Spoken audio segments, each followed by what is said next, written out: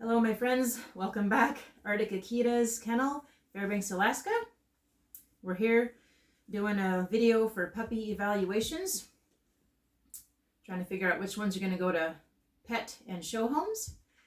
So we're starting off with the male, and I know a lot of you guys are anxiously awaiting the decisions. Everybody on my wait list. So these puppies are most likely spoken for by people that have sent me deposits, and they're on my wait list. So I do have another litter incoming for people that haven't had a chance yet to pick a pup. But anyway, so this is the boy. He's the biggest out of the litter. There was only one boy, and then the rest are girls. So he's a big chunky boy, good white markings. I'm also going to get the opinion of a couple of my breeder friends that are in the dog community, so kind of get their opinions on what they think of the puppies, because I would like at least one of them to go to a show home, whether that's me showing the dog or if there was an interested person that would be committed to doing the dog shows a couple times a year. I might consider that. So yeah, I look at different things on each of the puppies. There's a lot of things to look for, but Akitas are kind of a head breed is what you call it. So the judge does look at the Akita's head a lot. So you look at the distance between the ears, you know, is it going to have a nice wide head? You're going to look at the size of the eyes. This little puppy, he has nice healthy eyes. They are a little bit big. Compared to some of his sisters. I don't know if, you know, that's really going to be a consideration, but we shall see.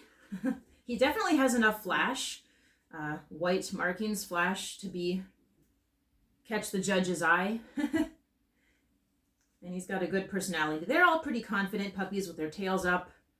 Another thing you look for is tail set. You don't want a super low tail set. You want it a little bit higher up on the back.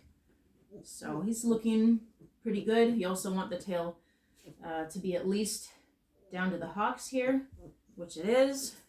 He's got a good length of coat too, pretty plush. You also look at the ears. You want the ears to be no farther than the eye as far as length. So he's doing pretty good with that. But anyway, so that's the boy. And of course, I do look at the legs and the structure and the angulation. So I'm just kind of trying to get him into a little bit of a stacked position. I haven't really stacked him too much before, but he looks pretty darn good with the angles on the legs. That's from the side view. You do want to look at the front to make sure both legs are straight up and down with the paws not out to the side too much. I mean, obviously they're not going to be like that, but like that, kind of easty westy. You want them nice and straight up and down. So I think most of them are pretty good with that. All right, I think I will show you the next puppy, which is going to be a female. And he's going to lighten up. This boy is going to lighten up just a bit. He's still going to have a dark face, and he's going to have the black outer coat. The outer tips of the fur will be dark, but his undercoat's, you know, kind of a tannish silver. But real nice boy here. Real nice little boy. All right, moving on to the girl. All right, here we are with our beautiful minky girl, because her coat looks like a little mink. She's been kind of a popular little puppy. Just adorable. Look at that little face. And she has really nice coat, obviously. She has similar coloring to her brother, the one I just showed you, just not as much white. Not as much flash, but I still think she could be a good contender for the show ring. Just by the way her fur is going to lighten up and kind of be the different shades of light and dark as she grows. It should be pretty eye-catching as well, even if she doesn't have the white like her brother. And she has good angles. I think her tail set might be a little higher than her brother's, which is actually good. And yeah, let me show you her front here. I do really like this puppy. Her head's not as wide as her brother's, but again, she's a female. So in the breed standard, it is written that, you know, the female's heads don't have to be as wide as the male, but I still like them to be fairly wide. But look at her coloring on her paws here.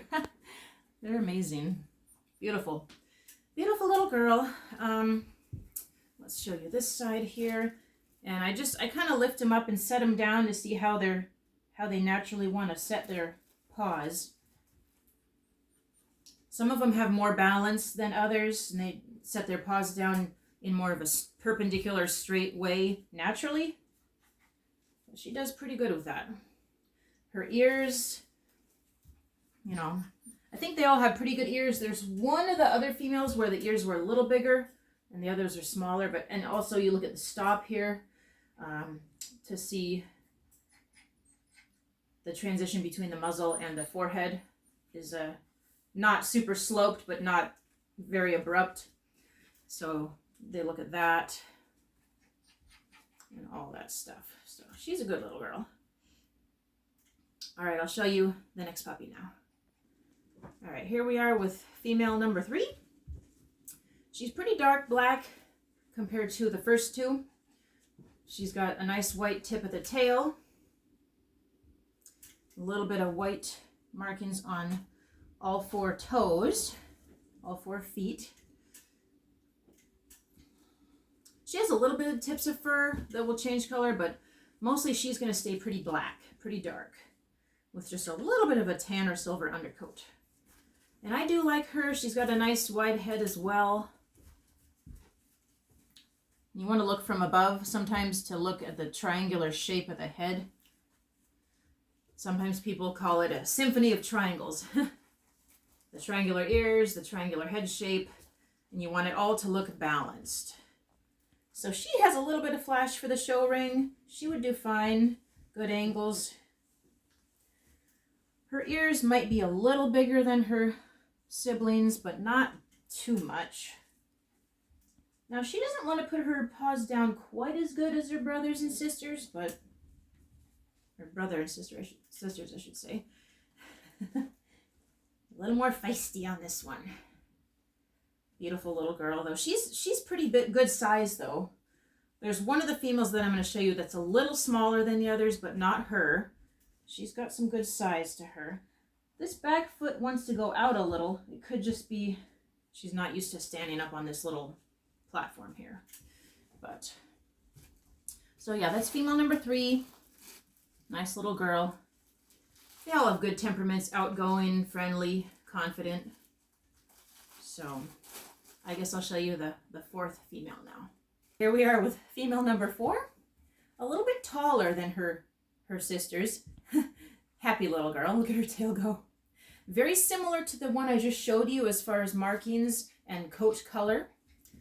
But the sister I just showed you had a little bit more of a white tip on the tail. This one just has a few little hairs. Little cutie. So I'll show you her front and her face.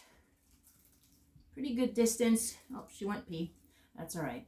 Distance between the forehead there, between the ears there. Good triangular shape to the head. Blunt triangle, I should say. That's what you want, is a blunt triangle. And show this side here.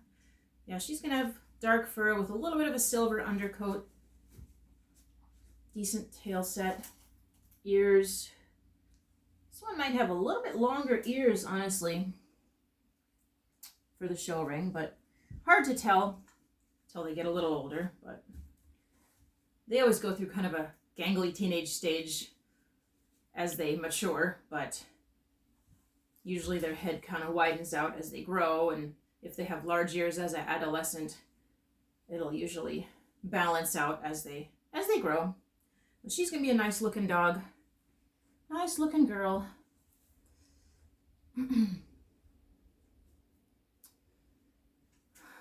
But yeah, Arctic Akita's kennel, Fairbanks, Alaska.